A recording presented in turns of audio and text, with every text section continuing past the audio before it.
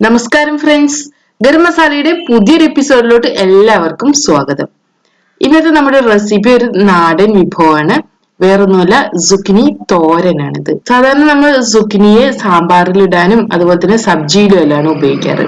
അതുപോലെ തന്നെ സുക്കിനിയെ ബേക്ക് ചെയ്തെടുത്താലും നല്ല ടേസ്റ്റ് ആണ്. എന്നാൽ ഇന്ന് ഞാൻ ഈ സുക്കിനി ഉപയോഗിച്ച് നമ്മുടെ കേരള സ്റ്റൈലിൽ തന്നെ കഴിക്കാവുന്ന നല്ലൊരു തോരനുമായിട്ടാണ് വന്നിട്ടുള്ളത്. റൈസിന്റെ കൂടെയും ചപ്പാത്തിയുടെ കൂടെയും എല്ലാം നല്ലൊരു കോമ്പിനേഷൻ ആണിത്. ഈ സുക്കിനി ഉപ്പ് ചേർത്ത് വേവിച്ചെടുത്താൽ തന്നെ കഴിക്കാൻ നല്ല ടേസ്റ്റ് ആണ്. ഇതുകൊണ്ട് ഉണ്ടാക്കിയ തോരനും അതുപോലെ തന്നെ കിടിലനാണ്. നമുക്ക് എങ്ങനെ വളരെ ഈസി ആയിട്ട് ഈ സുക്കിനി തോരൻ തയ്യാറാക്കി എടുക്കുന്നതെന്ന് നോക്കാം. ഞാൻ ഇവിടെ 1/2 കിലോ സുക്കിനി എടുത്തിട്ടുണ്ട്. കുറച്ച് വലുതാണിത്. സുക്കിനി മാരോ എന്നെല്ലാം അറിയപ്പെടുന്നത്. ഇതിന് സൂപ്പർ മാർക്കറ്റിൽ നമുക്ക് വാങ്ങിക്കാൻ കിട്ടും. നന്നായി കഴുകിയെടുത്തിട്ടുണ്ട് ഞാൻ ഇതിനെ. ഇനി നമുക്കിതിനെ ചോപ്പ് ചെയ്തെടുക്കാം. ചെറിയ ചെറിയ പീസുകളായി തന്നെ മുറിച്ചെടുക്കാം. നമുക്കിതിനെ ഓരോരുത്തർക്കും തോരനിൽ എത്രത്തോളം വലുപ്പം വേണോ പീസ് അതിനനുസരിച്ച് മുറിച്ചെടുക്കാം. ഇതിനെ ഞാൻ 4 പീസാക്കി മുറിച്ചതിന് ശേഷമാണ് ചോപ്പ് ചെയ്തെടുക്കുന്നത്. നമ്മുടെ സുക്കിനി മുഴുവൻ മുറിച്ചെടുക്കാം. ഇങ്ങനെ മുറിച്ചു വെച്ചിട്ടുള്ള സുക്കിനിയാണിത്. ഇനി നമുക്ക് തോരൻ തയ്യാറാക്കി എടുക്കാം. ഇതിനു വേണ്ടി ഞാൻ വലിയൊരു പാൻ എടുത്തിട്ടുണ്ട്. ഇവിടെ ഞാൻ നോൺ സ്റ്റിക് പാനാണ് എടുത്തിട്ടുള്ളത്. ഇതിലോട്ട് 3 ടേബിൾ സ്പൂൺ എണ്ണ ഒഴിക്കാം. ഞാനിവിടെ വെളിച്ചെണ്ണയാണ് എടുക്കുന്നത്. ഇനി ഇതിലോട്ട് നമുക്ക് 1 ടീസ്പൂൺ കടുക് ചേർത്ത് പൊട്ടിച്ചെടുക്കാം. കടുക് പൊട്ടി വരുമ്പോൾ നമുക്ക് ഇതിലോട്ട് വറ്റൽമുളക് ചേർക്കാം. കുറച്ച് കറിവേപ്പില കൂടെ ചേർക്കാം. ഇതൊന്ന് ഇളക്കി കൊടുക്കാം.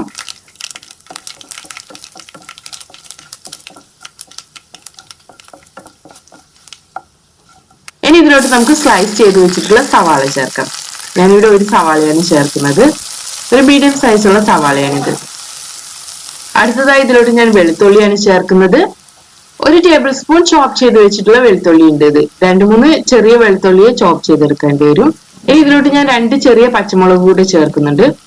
ആവശ്യത്തിന് ഉപ്പ് ചേർത്ത് നമുക്കിതിനെ നന്നായി വഴറ്റിയെടുക്കാം. ഈ സവാള ഒന്ന് സോഫ്റ്റ് ആയി വരട്ടെ. അതുപോലെ തന്നെ വെളുത്തുള്ളിയുടെ നല്ലൊരു ഫ്ലേവർ വരട്ടെ. ഇതിലോട്ട് വെളുത്തുള്ളി ചേർക്കണമെന്ന് നിർബന്ധമൊന്നുമില്ല.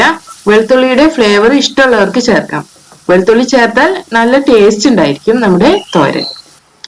നമ്മുടെ സവാള എല്ലാം സോഫ്റ്റ് ആയി വന്നിട്ടുണ്ട്. ഇനി ഇതിലോട്ട് നമ്മൾ നേരത്തെ ചോപ്പ് ചെയ്ത് വെച്ചിട്ടുള്ള സുക്കിനി ചേർക്കാം. ഇതിലോട്ട് നമുക്ക് ആവശ്യത്തിന് ഉപ്പ് ചേർക്കാം. ഇനി 1/2 ടീസ്പൂൺ മഞ്ഞൾപ്പൊടി ചേർക്കണം. നമുക്കിതിനെ നന്നായി മിക്സ് ചെയ്തെടുക്കാം. 1 മിനിറ്റ് ഒക്കെ നമുക്കിതിനെ വഴറ്റിയെടുക്കാം. അതിനുശേഷം നമുക്കിതിലോട്ട് വെള്ളം ഒഴിക്കണം. ഏകദേശം 1/4 കപ്പോളം വെള്ളം മതി. 1/4 കപ്പ് തന്നെ വേണമെന്നില്ല. 2 ടേബിൾ സ്പൂൺ വെള്ളമൊക്കെ ഒഴിച്ചാൽ മതി. ഞാനിവിടെ നോൺ സ്റ്റിക് പാനാണ് എടുക്കുന്നത്. അതുകൊണ്ട് ഇത് അടി പിടിക്കില്ല. ഇനി നമ്മൾ സാധാരണ ഇരുമ്പ് ചട്ടിയൊക്കെയാണ് ഉപയോഗിക്കുന്നതെങ്കിൽ 1/4 കപ്പോളം വെള്ളം വേണ്ടി വരും. അടിയിൽ പിടിക്കാനുള്ള സാധ്യതയുണ്ട്. നമുക്കിതിനെ അടച്ചു വെച്ച് മീഡിയം ഫ്ലെയിമിൽ വെച്ച് വേവിച്ചെടുക്കാം. ഇത് വെന്ത് വരാൻ ഒരുപാട് സമയമൊന്നും വേണ്ട. 3-4 മിനിറ്റിന് ശേഷം നമുക്കിതിനെ ഒന്ന് മിക്സ് ചെയ്തെടുക്കാം. ഇനി ഇതിലോട്ട് നമുക്ക് തേങ്ങ ചേർക്കാം. ഏകദേശം 1 കപ്പ് തേങ്ങ ചേർക്കാം. നമുക്കിതിനെ നന്നായി മിക്സ് ചെയ്തെടുക്കാം. ഇതിനെ നമുക്ക് വീണ്ടും അടച്ചു വെച്ച് വേവിച്ചെടുക്കണം. 3-4 മിനിറ്റോളം വീണ്ടും വേവിച്ചെടുക്കേണ്ടി വരും. നമ്മുടെ ഈ സുക്കിനി കുക്കായി വരണം. അതുവരെ നമുക്കിതിനെ വേവിച്ചെടുക്കാം. ഇടയ്ക്കിടയ്ക്ക് പാൻ ഒന്ന് തുറന്ന് ഇളക്കി കൊടുക്കണം.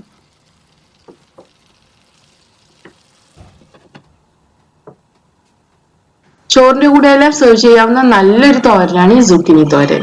ചപ്പാത്തിയുടെ കൂടെ ഡ്രൈ ആയിട്ടുള്ള സൈഡ് ഡിഷ് വേണ്ടവർക്കും ഈ സുക്കിനി തോരൻ സെർവ് ചെയ്യാവുന്നതാണ്. നന്നായി കുക്കായി വന്നതിന് ശേഷം നമുക്ക് ഫ്ലെയിം ഓഫ് ചെയ്യാം. നമ്മുടെ ഈസിയും ടേസ്റ്റിയും ആയിട്ടുള്ള സുക്കിനി തോരൻ തയ്യാറായിട്ടുണ്ട്. ചോറിന്റെ കൂടെ എല്ലാം സെർവ് ചെയ്യാവുന്ന നല്ലൊരു തോരനാണിത്. നല്ല ടേസ്റ്റ് ആണിത്. എല്ലാവരും ട്രൈ ചെയ്ത് നോക്കണം. വീണ്ടും നല്ല അടിപൊളി റെസിപ്പികളുമായി നമുക്ക് അടുത്ത ദിവസം കാണാം. Thanks for watching.